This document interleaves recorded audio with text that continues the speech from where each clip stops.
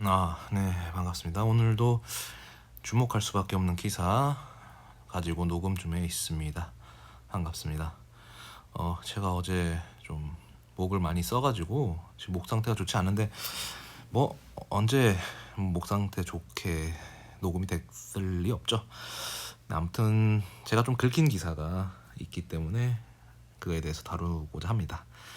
네, 최근에 이제 최저임금, 그러니까 최저시급이 170원 인상이 됐죠. 결정이 났죠. 내년에. 예. 뭐 사실 저는 대충 한 200원 정도 오르겠다 그런 생각을 해서 170원 인상에 대해서 큰 불만은 사실 없습니다. 최저시급을 받으면서 일하는 노동자의 삶을 살고 있는 입장에서도 저는 최저시급 올라가고 그 수치에 대해서 그런 감흥이 없는 지가 오래 됐습니다.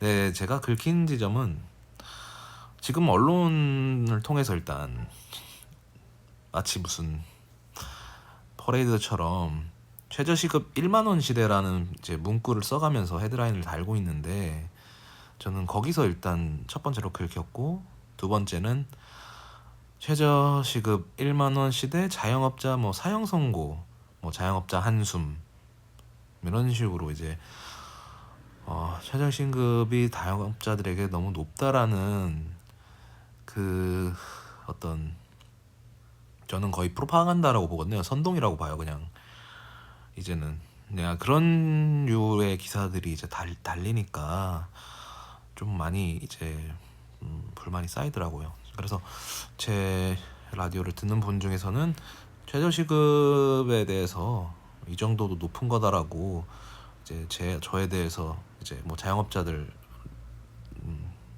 힘든 거 맞다 이렇게 말해도 다 이해합니다. 저도 충분히 저희 지금 한국의 어떤 그런 경제적인 구조라던가 자영업자들 운영이나 이런 것들에 대해서 인건비가 더 이상 최저임금을 이제 대대적으로 올라갈 수 있는 선은 이제 끝났다.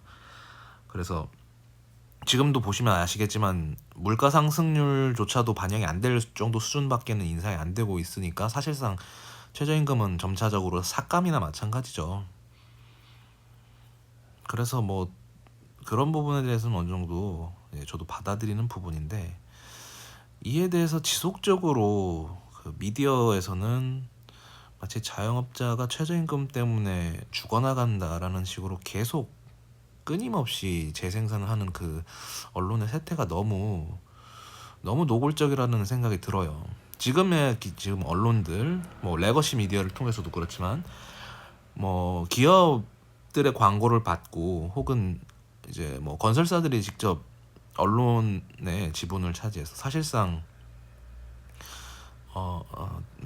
기성 매체가 그냥 기업들의 이제 홍보 기관으로 전락한 거나 마찬가지인 형태도 꽤 많은 부분이 있어요. 물론 어떤 면에서는 기존의 이제 저널리즘을 그대로 유지하는 데 있어서 이제 뭐 이를테면 사회면이나 뭐 이런 등등을 통해서 뭐 정치면, 경제면 기업들의 심기를 안 건드릴 만한 부분에서는 저널리즘의 이제 형태가 그래도 유지가 되는데, 이제는 최저임금 이슈 같은 경우에서는 그냥 회사원들이 퇴근 전에 업무 보고서 쓰고 나가는 형태의 그냥 기사들이 소위 말하는 진짜 빨아주는 기사들밖에 안 나온다. 저는 이런 생각이 들거든요. 저는 그냥 기자들을 막연히 존경하고, 좀 기자적 글쓰기나 약간 그런 저널리즘에 입각한 메시지를 좀 많이 좋아하는 편입니다. 제가 예전에도 책을 읽더라도 비문학적인 약간 정보성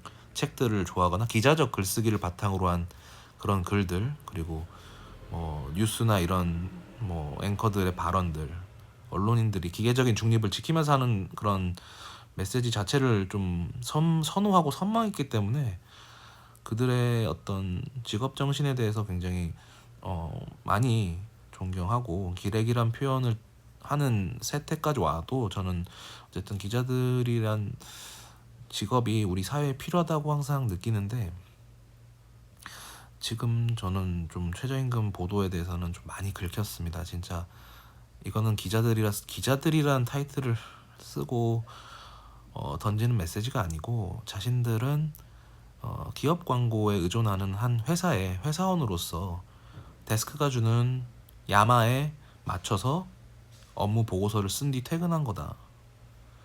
진짜 소위 빨아주는 내용밖에 되지 않아. 근데 대놓고 빨아주는 기사는 걸릴 수가 있는데 이렇게 뭔가 뉘앙스를 교묘하게 해가지고 마치 최저임금 1만 원 시대가 엄청나게 되게 최저임금이 올라간 것처럼 포장을 해가지고 기사를 써내려간다는 게 좀 많이 불편하죠.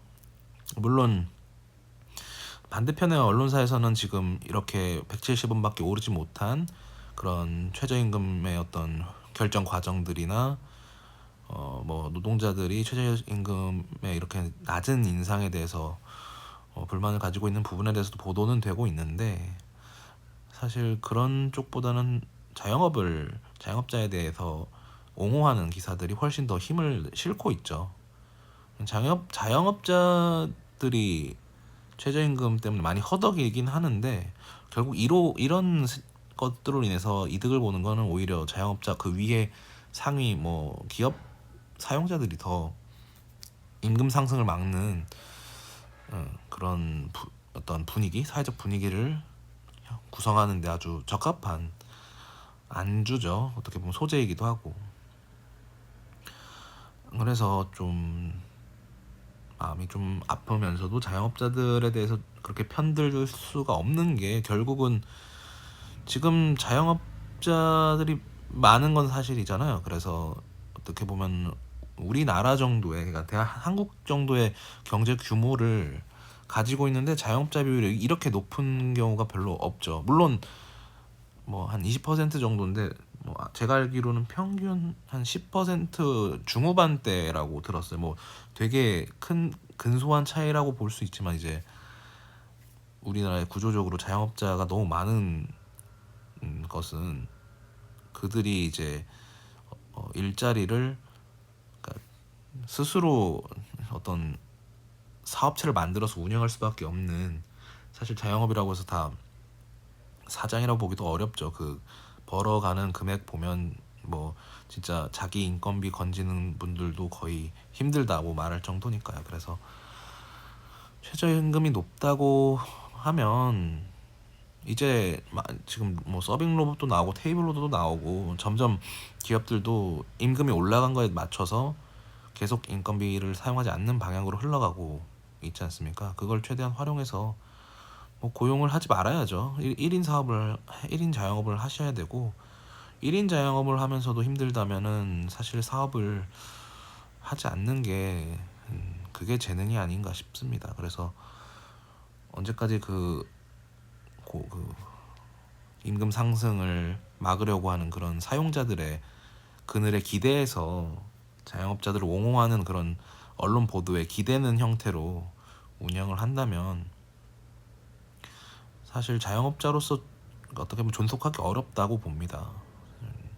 자영업도 어떻게 보면은 작은 규모의 어떤 비즈니스니까 그걸 통해서 스스로 훈련을 하는 부분으로 적합해야 되는데 최저임금이 어쨌든 올라갈 것이다라는 것을 염두에 두고 이제 사업을 운영하는 게 맞는 거지. 최저임금이 올라가는 세태에 대해서 계속 비판적인 메시지를 던진다는 거는 자신들의 사업적인 능력을 부족함을 인정하는 경우밖에 되지 않고 또 이런 기사들을 계속 끊임없이 쏟아내는 이유는 그만큼 우리나라의 그 자영업에 의존하는 경제 구조가 있다. 그러니까 그들을 구제하지 않으면 많은 이제 뭐 이렇게 파산자라고 표현하는 게 좀 그렇지만 많은 부분에서 뭐 경제적으로 이제 누수가 일어나기 때문에 항상 그런 부분을 염두에 두다 보니까 이런 식의 상황들이 일어날 수밖에 없다고 보거든요. 그리고 제가 최저임금에 대해서 더 이상 이제 안 올라갈 거라는 이제 기대를 하고 있는 것도 그러니까 전 정권이 소득주도 성장이라고 해가지고 최저임금을 조금 과하게 올렸습니다.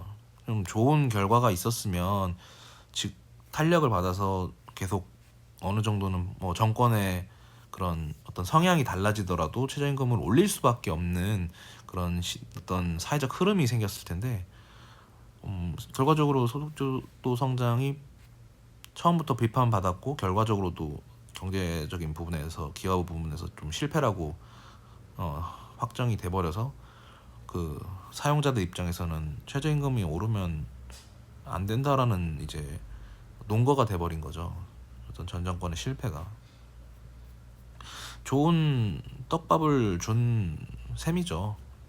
그 소득주도 성장의 취지에 대해서는 저는 나쁘지 않다고 보지만, 취지가 아니라 사실 특히 경제정책은 어쨌든 성패로 좌우되는 거니까 어쩔 수가 없죠. 그래서 그런 기대는 안 하고 있는데, 이런 식으로 무슨 대 1만원 최저시급 시대 이런 식으로 누가 보면은 무슨 원피스 대해적의 시대가 열린 것처럼 자영업자들 다 죽어나간다 이렇게, 저는 무슨 애니메이션 광고인 줄 알았습니다. 좀 착잡하고, 제가 뭐 지냈던 호주는 이미 많이 굉장히 높은 최저임금이어서 물가도 높아요. 그래서 씀씀이를 잘 하지 않으면은 당연히 뭐 부족하죠, 최저임금으로 받아도.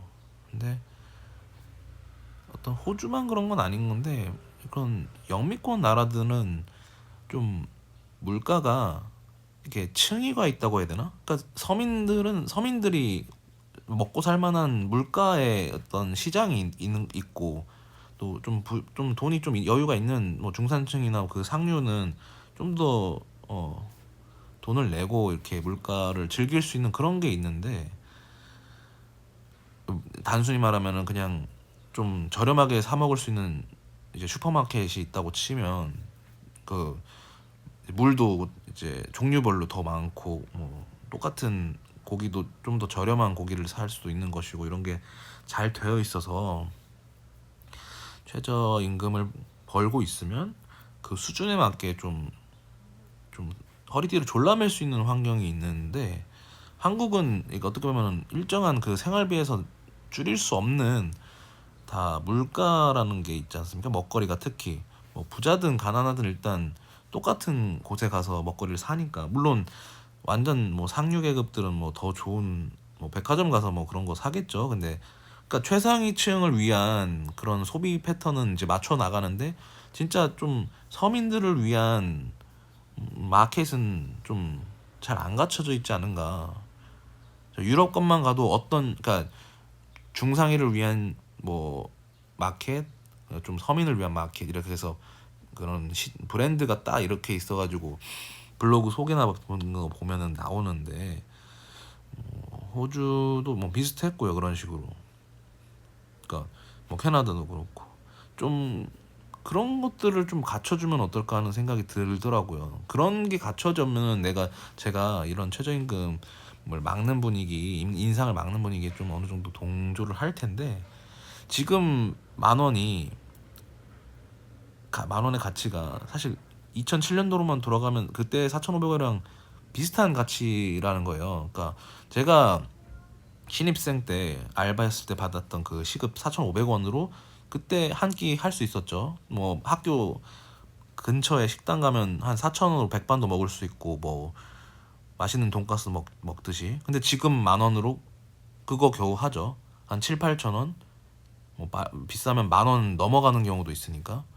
그러니까 한 끼 식사를 해결할 수 있는 걸로 대비하면은 모양만 만 원이지, 옛날에 4,500원이랑 마찬가지라는 거. 이 물가 상승은 진짜 뭐 마포대교는 무너졌냐 이 새끼야 말하는 이런 말이 나올 정도로 지금 임금이 너무 올랐습니다. 그럼 물가 상승률은 무너졌냐? 물가 상승률을 생각하는 거를 왜 항상 뺄지 난 이해가 안 돼요. 항상 사람들 말하면 그것도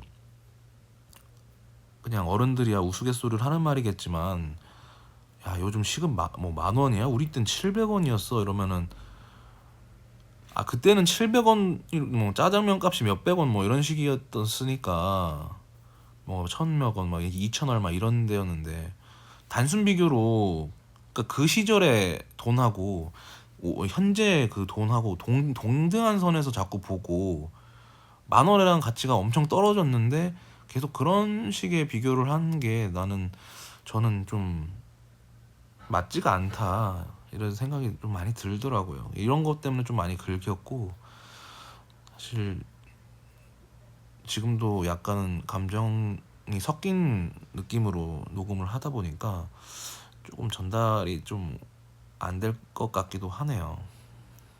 중언부언한 부분도 있고요. 근데 뭐 어쨌든 제가 외국인 노동자나 조선족을 다뤘을 때처럼 뭐 좀 화끈한 댓글들이 달릴 것 같긴 한데, 저는 그래요. 저는 그런 생각이 들더라고요.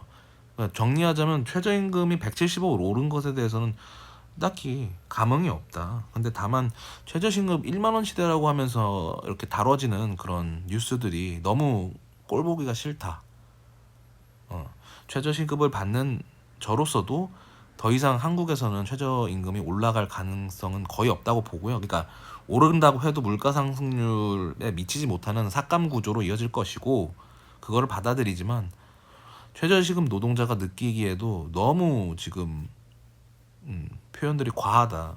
뭐 자영업자들 죽어나간다는 거 심증적으로 이해는 하지만 그런 것들을 포장하고 홍보해서 결국 이득을 보는 건 그 상위 계층의 사용자 집단인 거를 뻔히 알면서 그런 거를 빨아주는 건 좀 기자 정신에도 맞지 않다. 제가 이제 기자들을 존경하기 때문에 하는 소리이고요. 제가 왜 계속 기자들이 쓴 글을 보고 스크랩해서 제 생각을 쓰겠습니까? 그들의 아티클을 어느 정도는 신뢰하고 그들의 생각을 어느 정도는 비판적 수용을 하기 때문인데, 이 정도 기사거리들은 사실 좀 말하자면 수용할 가치도 없는 내용들이라서 헤드라인만 보고도 이미 어떤 글을 써제꼈을지가 보이는 느낌이라서 많이 실망스러운 요즘이었습니다. 그래서 지금 올라간 이미 업로드도 많아 있는데, 이건 시의성이 있다 보니까 그냥 바로 녹음 끝나고 올릴 생각이고요. 많이 정리가 안 된 상태에서 이야기를 하다 보니까 글을 쓸 때도 좀 감정적으로 썼고, 지금 녹음할 때도 조금 감정적으로 썼고, 친구들이랑 얘기할 때도 조금 감정이 섞인 상태로 얘기가 되더라고요. 역시 좀 노동자로서 이 좌파적 인간은 어쩔 수 없나 봅니다. 아무튼 좀 착잡한 마음으로 녹음을 하고 있고요. 네, 다음 소재가 생기면 또 녹음을 해보겠습니다. 감사합니다.